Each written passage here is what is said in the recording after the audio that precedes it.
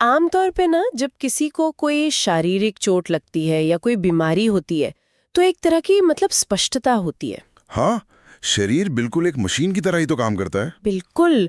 मतलब अगर किसी की हड्डी टूटती है तो अस्पताल की उस ठंडी सी एक्सरे मशीन में ना वो सफेद टेढ़ी लाइन एकदम साफ दिख जाती है। सही कहा। डॉक्टर बस उंगली रखकर बता देता है कि दिक्कत ठीक इस जगह पर है। हाँ, और इलाज शुरू हो जाता है। मतलब सब कुछ आंखों के सामने होता है, आप उसे माप सकते हैं, देख सकते हैं। और इंसान की फितरत भी तो यही है, हर चीज को आंखों से देखना, उसे अलग अलग खानों में बांटना, मतलब काले और सफेद में फर्क करना हमें एक अजीब सा सुकून देता है। एक तसल्ली मिलती है कि जो टूट गया है उसे जोड़ा जा सकता है। बिल्कुल। लेकिन जब बात शरीर की नहीं बल्कि इंसानी मनोविज्ञान की आती है। अरे बाप रे, तब तो कोई मशीन काम नहीं आती। एकदम सही। रिश्तों की जटिलता और उनके अंदर खामोशी से पनपने वाले अविश्वास को कोई एक्सरे मशीन नहीं पकड़ सकती। और यही सबसे खौफनाक बात है ना, शक की कोई तस्वीर नहीं होती। कोई तस्वीर नहीं होती। शक की दरारें आंखों से बिल्कुल नहीं दिखती, लेकिन किसी भी मजबूत बुनियाद को, किसी भी गहरे रिश्ते को पूरी तरह से खोखला करने की ताकत रखती हैं। बिल्कुल अंदर ही अंदर दीमक की तरह। तो आज की हमारी इस गहरी पड़ताल का जो केंद्र है वो मुंशी प्रेमचंद की एक बेहद मनोवैज्ञानिक और मार्मिक कहानी है जिसका नाम है लांछन। बहुत ही बेहतरीन कहानी है। हाँ, और आज का हमारा मिशन यही समझना है कि कैसे एक छोटा सा मामूली सा शक का बीज किसी वैवाहिक जीवन की जड़ों में बैठकर उसे खत्म कर सकता है। प्रेमचंद सिर्फ समाज का बाहरी ढांचा नहीं लिखते थे। नहीं, वो तो इंसान के दिमाग के उस अंधेरे को कागज पर उतारते थे जिसे कोई और नहीं देख पाता। एकदम सही।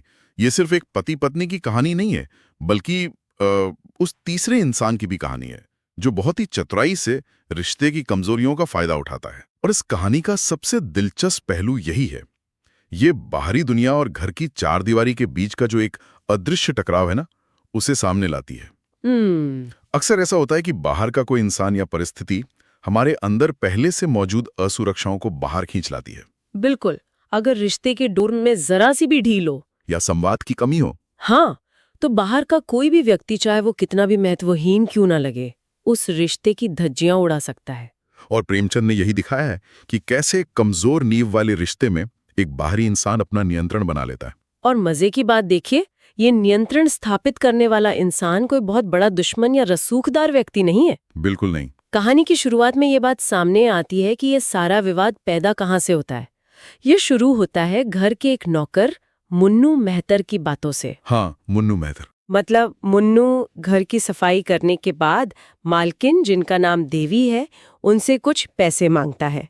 लेकिन उसके पैसे मांगने का तरीका बहुत अजीब है। अजीब और बहुत शातिर भी। हाँ, वो सिर्फ अपनी मजदूरी नहीं मांगता, वो देवी की सुंदरता की ऐसी चापलूसी करता है जो किसी को भी असहज कर दे। मतलब वो सीधे कहता है कि मोहल्ले की बड़ी बड़ी खतरानियों में वो नमक नहीं है जो देवी में है। ये कोई सामान्य सी तारीफ नहीं है, ये एक बहुत ही सोची समझी मनोवैज्ञानिक चाल है। कैसे? देखिए, मनु समाज के उस तबके से आता है जिसके पास ना तो आर्थिक ताकत है और ना ही सामाजिक रुतबा, लेकिन उसे इंसानी दिमाग पढ़ना बहुत अच्छे से आता है। मतलब वो देवी के अहंकार को सहला रहा था। बिल्कुल। वो उस भरोसे की जमीन तैयार कर रहा है जिस पर खड़े होकर वो अपना अगला वार कर सके। चापलूसी एक ऐसा हथियार है जो सामने वाले के बचाव के सारे रास्ते बंद कर देता है। हाँ, क्योंकि अपनी तारीफ सुनकर इंसान एक पल के लिए सोचना बंद कर देता है। एकदम सही बात है। और मुन्नू इसी पल का फायदा उठाता है। मतलब बातों ही बातों में जब वो देवी का भरोसा जीत लेता है तो वो एक बहुत बड़ा बम फोड़ता है। और वो बम क्या था? वो बड़ी ही मासूमियत का नाटक करते हुए देवी को बताता है कि उसका पति श्याम किशोर अक्सर दाल मंडी की तरफ देखा जाता है। दाल मंडी? उस दौर में दाल मंडी कोई आम बाजार तो था नहीं। बिल्कुल नहीं, वो वेश्याओं का मोहल्ला माना जाता था। और मुन्नू देवी को ये बताकर एक तरह से सलाह देता है कि वो अपने पति को वहां जाने से रोके। ये तीर सीधे निशाने पर लगा। एक पत्नी के लिए उस दौर के समाज में पति का ऐसे मोहल्ले में जाना उसके पूरे वजूद पर हमला था। हाँ, मतलब मुन्नू ने देवी के मन में ये बात बैठा दी कि शायद उसमें कोई कमी है, इसी वजह से उसका पति बाहर खुशी तलाश रहा है। और जब श्याम किशोर घर आता है तो मुन्नू को देखकर उसका चिढ़ना इस शक को और हवा दे देता है। देवी तुरंत अपने पति से दाल मंडी जाने के बारे में सवाल करती है। और श्याम किशोर का जवाब भी कोई सुलझावा नहीं होता। वो साफ इनकार करता है और सारा दोष मुन्नू पर डाल देता है। बचाव की मुद्रा में आ जाता है। बिल्कुल। लेकिन ये सब देखकर मुझे आज के समय की एक बात याद आती है। मतलब मुन्नू बिल्कुल आज के सोशल मीडिया एल्गोरिदम की तरह बर्ताव कर रहा है। बहुत ही दिलचस्प तुलना है ये। है ना? मतलब जैसे हमारे फोन के पीछे के एल्गोरिदम हमारी कमजोरियों और डरों को भाप लेते हैं, फिर हमें वही डरावनी खबरें परोसते हैं ताकि हम उलझे रहें। मुन्नू भी तो यही कर रहा है। वो देवी के डर को खुराक दे रहा है। हाँ, लेकिन मैं आपसे एक बात पूछना चाहती हूँ। क्या मुन्नू की ये सारी चापलूसी सिर्फ 2 रुपए ऐंठने की कला थी, या उसे दूसरों के घरों में आग लगाने में कोई विकृत आनंद, कोई सैडिस्टिक प्लेजर मिल रहा था? ये सवाल कहानी की बहुत गहरी परत खोलता है। असल में मुन्नू समाज के हाशिए पर खड़ा है, उसका अपना कोई वजूद नहीं है। सही बात है। जब वो इस तरह से एक मालिक के निजी जीवन में दखल देता है और उन्हें तड़पते हुए देखता है, तो ये उसे एक मानसिक सत्ता का एहसास कराता है। ओहो, मतलब ताकत का खेल। बिल्कुल। एक पल के लिए ही सही, वो उस पूरे घर की शांति का रिमोट कंट्रोल अपने हाथ में महसूस करता है। और दूसरी तरफ श्याम किशोर की असुरक्षा भी तो देखिए। जो शक का बीज मुन्नू ने बोया था, वो अब खुद पति के मन में एक भयानक डर बन गया है। और यहाँ से कहानी और खतरनाक हो जाती है। हाँ, क्योंकि मुन्नू अभी रुकने वाला नहीं था। वो एक नई कहानी लाता है। वो देवी को बताता है कि रजा नाम का एक जूते की दुकान वाला, जो एक अलग समुदाय से है, वो खिड़की से छुप छुप कर देवी को देखता है। बस इस एक बात ने श्याम किशोर के दिमाग में पूरा जहर घोल दिया। मुन्नू के जाल में पहले पत्नी उलझी, अब पति फंस गया। और श्याम किशोर तुरंत मुन्नू का घर में आना बंद करवा देता है, लेकिन वो अपनी पत्नी देवी के खिड़की पर खड़े होने पर भी पाबंदी लगा देता है। क्योंकि ये सिर्फ खिड़की की बात नहीं थी, ये एक आदमी के अपनी संपत्ति यानी पत्नी पर नियंत्रण खोने का डर था। हाँ, और बात तब हाथ से निकल जाती है जब श्याम किशोर और देवी थिएटर जाने के लिए तांगे से निकलते हैं, और इत्तेफाक से पीछे एक और तांगा आ जाता है जिसमें रजा और मुन्नू बैठे होते हैं। शक्की दिमाग के लिए 2 तांगों का एक सड़क पर होना इत्तेफाक हो ही नहीं सकता। बिल्कुल नहीं। श्याम किशोर इसे अपना पीछा करना मान लेता है। गुस्से में आकर वो थिएटर का प्रोग्राम वहीं रद्द कर देता है, और सिर्फ प्रोग्राम ही नहीं, वो मकान ही छोड़ देने का फैसला कर लेता है। ये मनोविज्ञान की भाषा में भागने की प्रवृत्ति है। इसे एस्केपिज्म कहते हैं। उसका मकान बदलना समस्या का समाधान नहीं है। वो अपनी पत्नी पर विश्वास करने के बजाय उसे एक संपत्ति मान रहा है जिसे दुनिया की नजरों से छिपाकर संदीक में बंद करना है। लेकिन एक मिनट, यहाँ पे मैं एक बात रखना चाहूंगी। जी बिल्कुल। हम श्याम किशोर को शक्की कह रहे हैं, लेकिन अगर हम उस दौर के समाज को देखें जहाँ सच में शोहदे पीछा कर रहे हों, तो क्या एक पति का अपनी पत्नी की सुरक्षा के लिए डरना और मकान बदल लेना एक स्वाभाविक प्रतिक्रिया नहीं थी? ये इतराज बिल्कुल वाजिब है। सुरक्षा की चिंता करना प्राकृतिक है, लेकिन श्याम किशोर के लहजे पर ध्यान दीजिए। अच्छा। घटना के बाद जब वो देवी से बात करता है तो उसके शब्दों में चिंता नहीं, इल्जाम होता है। वो तंज कसते हुए कहता है कि और खिड़की पर खड़ी होकर रजा को छवि दिखाओ। अरे बाप रे! यहाँ उसकी चिंता पत्नी की सुरक्षा की नहीं, अपने तथाकथित सम्मान की है। उसे लगता है कि उसकी पत्नी की भी इसमें मौन सहमति है। हाँ, मतलब संवाद तो है ही नहीं दोनों के बीच। बिल्कुल। और यही सुरक्षा की चिंता भयानक शक में बदल जाती है। ये बहुत सटीक बात कही आपने। और जैसा कि होता है, सिर्फ ईंट पत्थर बदल लेने से दिमाग नहीं बदलता। नए मकान में जाने से उनकी असुरक्षा खत्म नहीं होती, बल्कि अतीत उनका पीछा करते हुए नए घर तक आ पहुंचता है। हाँ, एक दिन मुन्नू फिर से प्रकट हो जाता है, और इस बार उसके सिर पर पट्टियां बंधी हैं। सहानुभूति बटोरने के लिए। बिल्कुल। वो झूठ बोलता है कि उसने श्याम किशोर का अपमान करने वाले एक हलवाई से लड़ाई की है, और देवी उस पर विश्वास कर लेती है। मुन्नू यहाँ भावनाओं का बहुत क्रूर इस्तेमाल कर रहा है, अपनी जगह वापस बना रहा है।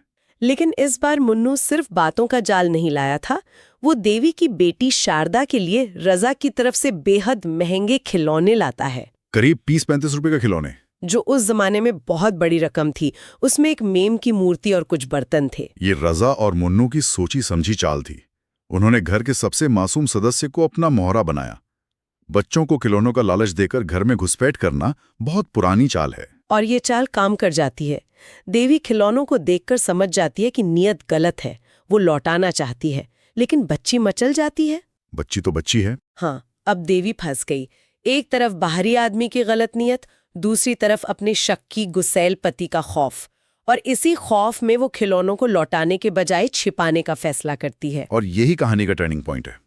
देवी का इरादा गलत नहीं था, वो सिर्फ बच्ची का दिल रखना और पति के गुस्से से बचना चाहती थी, लेकिन झूठ बोलने का ये फैसला ही उसके खिलाफ सबसे बड़ा सबूत बन जाता है। बिल्कुल वैसा ही है ना, जैसे आप ऑफिस में अपनी किसी छोटी सी निर्दोष गलती को छुपाने की कोशिश करते हैं बॉस के डर से। हाँ, बिल्कुल सही उदाहरण है। और जब वो पकड़ी जाती है तो ऐसा लगता है जैसे आपने कोई बहुत बड़ा घोटाला किया हो। एकदम यही होता है। तो मतलब क्या देवी की मासूमियत ही उसकी सबसे बड़ी दुश्मन बन गई? इससे इनकार नहीं किया जा सकता।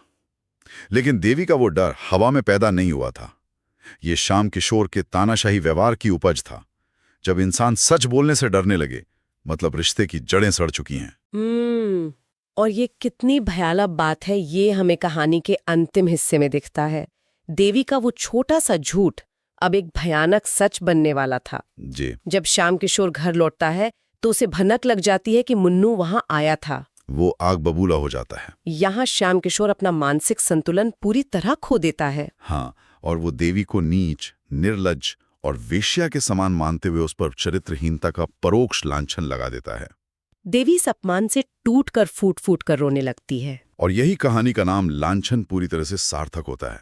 लांछन कोई आम आरोप नहीं है, ये एक ऐसा कलंक है जो बिना सबूत इंसान की आत्मा पर लगा दिया जाता है। और बदकिस्मती का सबसे क्रूर मजाक देखिए, जब ऊपर कमरे में ये सब चल रहा है, उसी समय नीचे शारदा अपनी सहेली को वो नए खिलौने दिखा रही है। सबसे खराब समय। हाँ, श्याम किशोर की नजर उन खिलौनों पर पड़ जाती है। वो गुस्से में शारदा से पूछताछ करता है और डरी हुई बच्ची सच उगल देती है कि खिलौने मुन्नू ने राजा भैया मतलब रजा की तरफ से दिए हैं। बस श्याम किशोर क्रोध की ज्वाला में जलता हुआ धड़धड़ाते हुए ऊपर देवी की ओर जाता है और कहानी यहीं खत्म हो जाती है। ये रोंगटे खड़े कर देने वाला अंत है। जब रिश्ते में संवाद खत्म हो जाता है तो इंसान हर निर्दोष चीज में साजिश ढूंढने लगता है। वे खिलौने श्याम किशोर के लिए उसके शक का जीता जागता सबूत बन गए थे।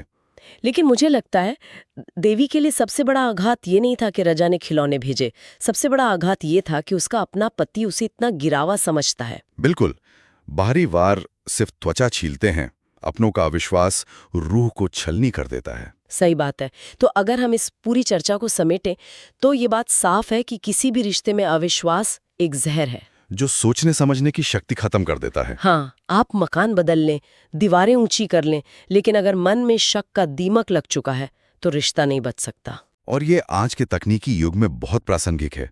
आज जहाँ हर किसी के पास फोन है, जानकारी का ओवरलोड है। हाँ, मतलब किसी की जासूसी करने या शक करने से रिश्ते मजबूत नहीं होते, वो आपसी विश्वास से ही टिकते हैं। बिल्कुल। तो चलिए समाप्ति से पहले एक ऐसा सवाल छोड़ते हैं जो सोचने पर मजबूर कर दे। जी। श्याम किशोर ने अपनी पत्नी को बाहरी दुनिया से बचाने के लिए पूरा मोहल्ला ही छोड़ दिया, लेकिन अपनी ही पत्नी पर संदेह करने वाले उस श्याम किशोर को उसके खुद के दिमाग के जहरीले ख्यालों से कौन बचाएगा? बहुत गहरा सवाल है ये। क्या ऐसा तो नहीं कि जो इंसान दूसरों पर सबसे ज्यादा शक करता है, असल में वो अपनी ही किसी गहरी असुरक्षा या छिपे हुए अपराध बोध को सामने वाले पर थोप रहा होता है? ये सोचने वाली बात है। आज की हमारी ये विस्तृत चर्चा यहीं समाप्त होती है।